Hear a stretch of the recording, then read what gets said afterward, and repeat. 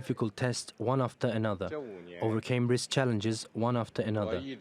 After the storms, Hong Kong re-emerged from the fire and was reborn. Hong Kong is showing vibrance. Facts show that one country, two systems policy has strong vitality. It can ensure long-term prosperity and stability in Hong Kong and safeguard the well-being of Hong Kong compatriots.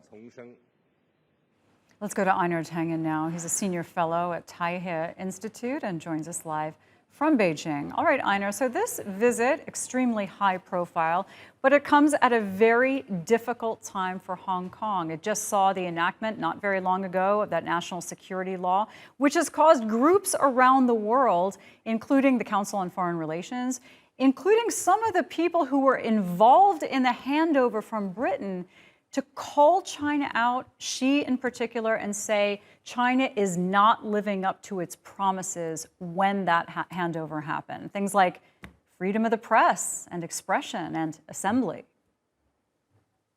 Well, Michelle, I mean, you can say that, but the first duty of government is to make sure that there's peace and order in the streets. And as you saw and reported, there was complete mayhem. You had people were afraid to walk the streets. They were not able to run their businesses. These crowds became violent. When they were peaceful, they were tolerated. As soon as they, in essence, became terrorists, they had to be dealt with. So the security law was for the protection of the Hong Kong people. And that's the way that the mainland sees it. Okay, but if somebody who is a protester is accused of terrorism, if an independent paper is shut down just for printing stories that go against the Beijing line, is that a matter of national security? Or, for example, a protester to face life in prison for that? That doesn't sound like freedom of speech or the press as defined by Britain, who handed it over under those requirements. Well, first off, Britain was occupied Hong Kong after winning 3 drug wars. I don't know if you can necessarily say they have a very high moral ground. They did not introduce democracy into Hong Kong until just before they were leaving.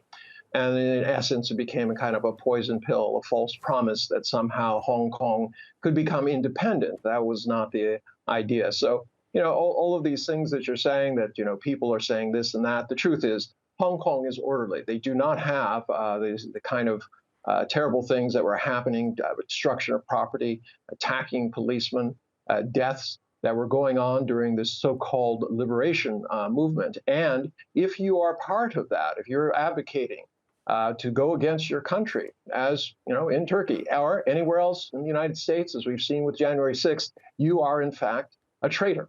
You're somebody who is advocating for the violent overthrow of your government, and that cannot be tolerated. Yeah, order, though, does not necessarily mean freedom. All right, Einar, thanks very much.